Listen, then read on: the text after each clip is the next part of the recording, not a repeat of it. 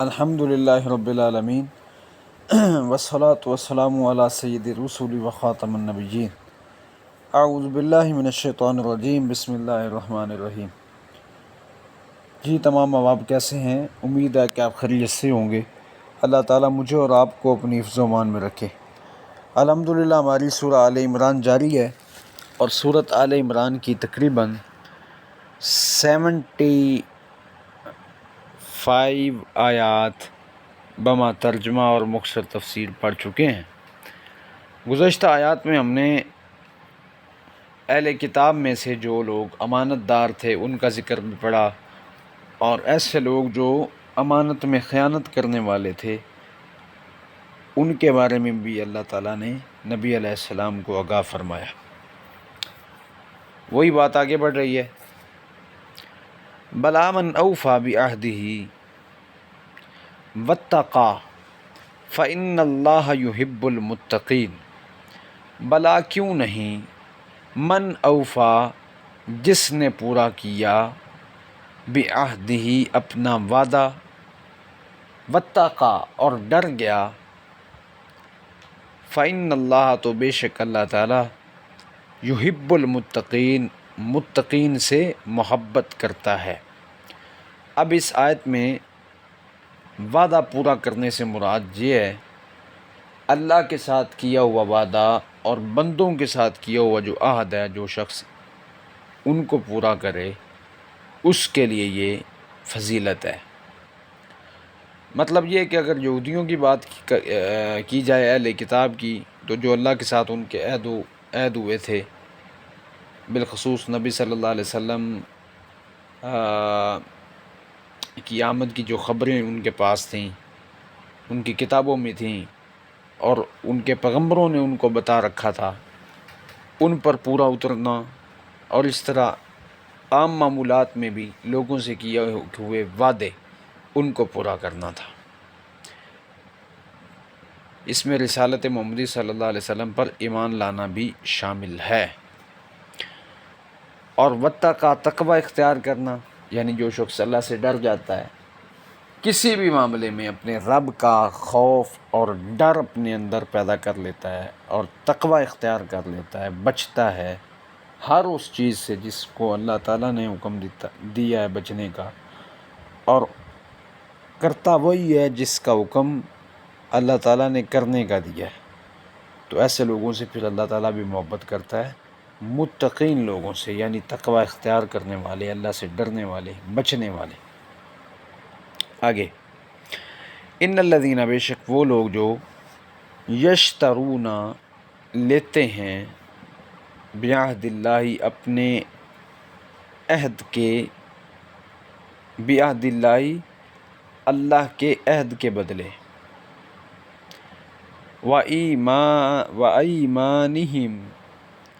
اور اپنی قسموں کے بدلے، ثمناً قلیلاً تھوڑی قیمت وصولتے ہیں، اولئک یہی وہ لوگ ہیں، لا خلاق لہم نہیں ہے کوئی ان کے لیے حصہ، فی الآخرۃ آخرت میں، ولا یکلمہم اللہ اور نہ ہی ان سے اللہ کلام کرے گا، ولا یزکی ولا ینظر اور نہ اللہ تعالیٰ دیکھے گا، الیہم ان کی طرف، یوم القیامت قیامت والے دن، ولا یزکیہم اور نہ ان کو وہ پاک کرے گا، وَلَهُمْ عَذَابٌ علیم اور ان کے لیے دردناک قسم کا عذاب ہوگا۔ اس آیت کے اندر بالخصوص یہ یہودیوں کے بارے میں ہے، اور بالعموم جو ہے الفاظ کے اعتبار سے ہر اس شخص کے بارے میں ہے جو اس کو سن رہا ہے۔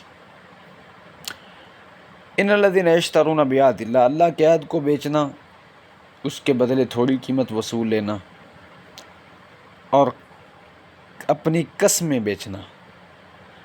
اس میں ایک دو روایتیں آتی ہیں، وہ بھی ہم پڑھتے ہیں۔ ایک حدیث میں آتا ہے، صحیح بخاری کتاب البیوع چیپٹر کی روایت ہے، راوی کہتے ہیں کہ ایک آدمی بازار کے اندر اس نے اپنا سودا رکھا، سامان رکھا، اور اس پر اس نے قسم اٹھائی کہ میں نے یہ اتنے روپے کی چیز لی ہے، اللہ کی قسم اٹھائی، حالانکہ اس نے اتنے کی لی نہیں تھی، یعنی اس نے وہ سامان جو تھا اتنے کا لیا نہیں تھا جتنے کا وہ کہہ رہا تھا، ٹھیک ہے، یا اس نے اس طرح کہا کہ مجھے اس کے اتنے پیسے پیچھے مل رہے تھے پچھلی جگہ پر، تو اس مال تجارت، حالانکہ اسے اتنے پیسے مل نہیں رہے تھے، لیکن اس پر اس نے قسم اٹھائی جھوٹی، تو اس پر یہ آیت نازل ہوئی کہ جو لوگ اپنے اللہ سے عہد اور اپنی قسموں کے بدلے تھوڑی قیمت وصول لیتے ہیں، یعنی جھوٹی قسمیں اٹھاتے ہیں، تو ایسے لوگوں کا اس آیت میں انجام بیان کیا گیا۔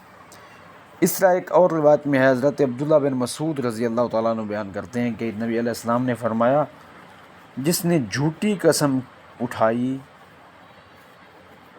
اس غرض سے کہ کسی مسلمان کا مال ہڑپ کر لے قسم کھا کر، تو اس کا انجام یہ ہوگا کہ اس کے ساتھ اللہ تعالیٰ کلام بھی نہیں کریں گے، اس کی طرف رحمت کی نظر سے دیکھیں گے بھی نہیں، اور اسے پاک بھی نہیں کیا جائے گا، اور پھر اس کے لیے عذاب بھی ہوگا، او کما قال۔ ایک اور روایت ہے، اس میں حضرت ابو ذر رضی اللہ تعالیٰ عنہ بیان کرتے ہیں، یہ صحیح مسلم کی ہے، کہ 3 بندے ایسے ہیں، نبی علیہ السلام نے فرمایا، جن سے اللہ تعالیٰ قیامت والے دن بات کرنا بھی پسند نہیں کرے گا۔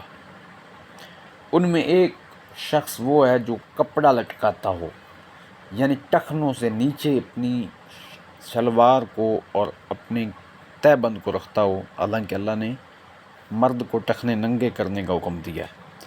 اور دوسرا وہ شخص جو احسان کرنے کے بعد جتلاتا ہو، احسان کر دیا اور پھر اس نے جتلانا شروع کر دیا۔ تیسرا وہ شخص جو جھوٹی قسمیں اٹھاتا ہو، ایسے شخص کا انجام اس آیت میں بھی بیان کیا گیا اور اس حدیث میں بھی، یہ روایت صحیح مسلم کی ہے۔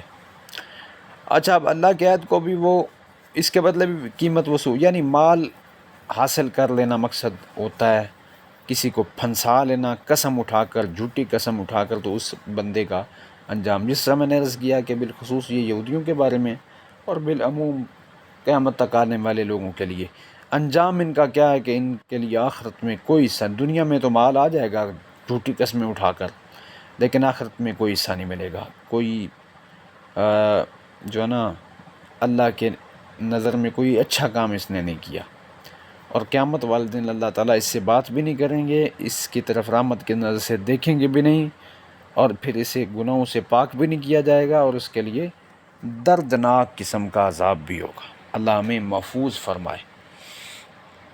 آگے چلتے ہیں جی۔ وَإِنَّ مِنْهُمْ لَفَرِيقًا، اور بے شک ان میں سے ایک گروہ یقیناً ہے، یلوون، وہ موڑتے ہیں، السنتہم، اپنی زبانیں، بالکتابی، کتاب کے ساتھ، یعنی کتاب پڑھنے کے ساتھ، کتاب پڑھتے ہوئے، لتحسبوا، تاکہ تم اسے سمجھو، من الکتابی، کتاب کا حصہ، وما ہوا من الکتابی، حالانکہ وہ کتاب کا حصہ نہیں ہوتا، ویقولون، اور وہ کہتے ہیں، ہوا من عند اللہ، کہ وہ اللہ کی طرف سے ہے، وما ہوا من عند اللہ، حالانکہ وہ اللہ کی طرف سے نہیں ہوتا، ویقولون، اور وہ کہتے ہیں، علی اللہ، اللہ پر، الکذب، جھوٹ، وہم یعلمون، حالانکہ وہ جانتے ہیں۔ اب اس آیت میں اہل کتاب جو تھے، یہودی اور عیسائی، ان کی ایک جس کو کہتے ہیں ایک خصلت بیان کی گئی ہے کہ تورات اور انجیل پڑھتے تھے وہ، اور اس کو پہلے اس میں تحریف کرتے تھے، اپنی طرف سے کچھ چیزیں بڑھا دیتے اور کچھ چیزیں نکال دیتے، یعنی اللہ تعالیٰ کی یہ آسمانی کتابیں تھیں، ان کو رد و بدل انہوں نے کیا، اور رد و بدل کرنے کے بعد بالخصوص ایسی آیات، جو ایسے احکامات تھے جن کا تعلق نبی صلی اللہ علیہ وسلم کی نبوت کے ساتھ تھا، ان کا آنے کی جو خبریں تھیں اور پیشین گوئیاں تھیں ان کو انہوں نے بدل کے رکھ دیا. اور پھر ان کی جو یہاں پہ بات بیان ہو رہی ہے کہ تحریف کرنے کے بعد پھر یہ کرتے کیا تھے. ان میں سے ایک گروہ یلوون السنتہم بالکتاب، کتاب پڑھتے ہوئے اپنی زبانوں کو موڑ لیتے تھے. ایسے زبان کی تیزی سے احکامات وہ پڑھتے تھے اپنی طرف سے جو انہوں نے لکھے ہوتے تھے. لتحسبوہ، کہ تم اسے کتاب کا حصہ سمجھتے ہو. سمجھو، یعنی سننے والا جو ہے وہ یوں ہی سمجھتا تھا کہ یہ واقعی اللہ تعالیٰ کی جو کتاب یہ پڑھتے ہیں، تورات یا انجیل، یہ آسمانی کتاب کا ہی حکم ہے، حالانکہ یہ کتاب کا حصہ نہیں ہوتا تھا. وما ہوا من الکتاب، اللہ کہتے ہیں کہ یہ کتاب کا حصہ نہیں ہوتا. یہ زبانوں کو موڑ کر اور احکامات کو توڑ کر پیش کرتے ہیں. اس طرح کے سننے والا اسے سمجھ سے یہ چیز بالا تر ہو جاتی ہے کہ آیا یہ اللہ کا کلام ہے یا نہیں. اور پھر یہ خود ان کی ڈٹھائی چیک کریں اور ان کا ظلم پر ظلم چیک کریں کہ یہ پہلے تحریف کرتے، پھر اپنی زبانیں موڑ کر لوگوں کو سناتے، اور پھر اس کے بعد یہ زبان سے کہتے بھی کہ وَيَقُولُونَ هُوَ مِنْ عِنْدِ اللَّهِ، کہ یہ اللہ کی طرف سے نازل کیا ہوا حکم ہے. وَمَا هُوَ مِنْ عِنْدِ اللَّهِ، حالانکہ یہ اللہ کی طرف سے ہوتا نہیں تھا. اپنی زبانوں سے بھی جھوٹ بکتے اور اللہ پر جھوٹ باندھتے. وَيَقُولُونَ عَلَى اللَّهِ الْكَذِبَ، اور جھوٹ بکتے، اللہ پر الزام لگاتے.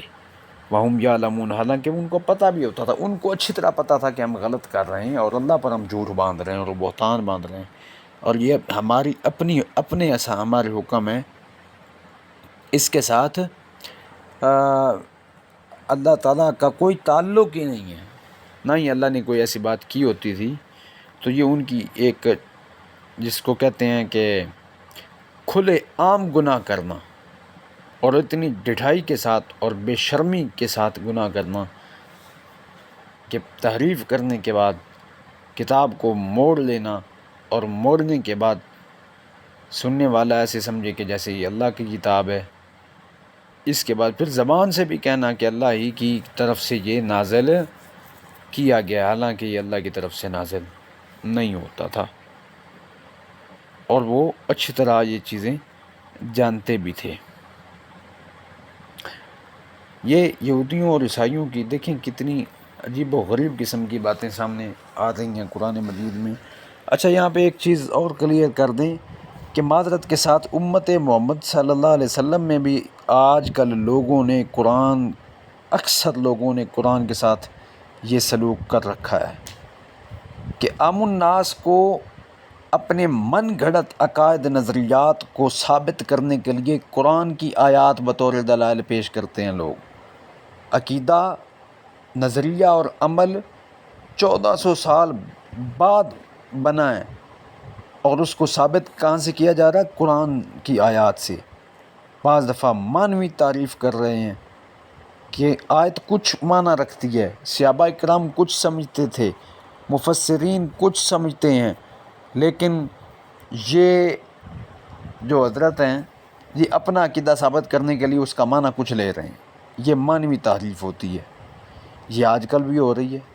علماء سو جن کو ہم کہتے ہیں، اپنی طرف سے من گھڑت تفسیر رائے قائم کر لینا، خود ساختہ قرآن مجید کی تفسیر اور ان کی قرآن کی آیتوں سے غلط مطلب اخذ کرنا جو اپنے فرقے کے مطابق ہو، اپنی جماعت کے مطابق ہو، اپنے مشائخ کے مطابق ہو، اپنی جس کے ساتھ اپنا آپ ثابت کیا جا سکے. اس پر بہت ساری مثالیں بیان کی جا سکتی ہیں، وقت کم ہے. ٹھیک ہے، مطلب کام ایسے کہ قرآن کے نازل ہونے کے بعد، صحابہ کرام کے بھی بعد، اور مطلب ابھی ان کو تیار کیا گیا ہے، اور اس کی دلیل کہاں سے لے لی؟ قرآن کی آیت سے، خود ساختہ مطلب اپنی مرضی سے. یہ آج کل امت محمد صلی اللہ علیہ وسلم میں بھی ہو رہا ہے. اللہ تعالیٰ رحم فرمائے اور اللہ ہماری حفاظت فرمائے اور صحیح معنوں میں قرآن و سنت کا فہم اللہ تعالیٰ میں عطا کرے. یہ تھا جی ہمارا آج کا سبق. اللہ تعالیٰ عمل کی سمجھنے کی توفیق عطا فرمائے. قرآن کو ہمارے لیے آسان بنا دے، دنیا میں کامیابی، کامرانی، عزت، شفا، صحت، عافیت، برکت، رحمت کا باعث بنائے. اگلے جہان میں بھی اللہ تعالیٰ سفارشی بنائے قرآن کو ہمارے لیے، باعث جنت الفردوس بنائے. وآخر دعوانا الحمدللہ رب العالمین۔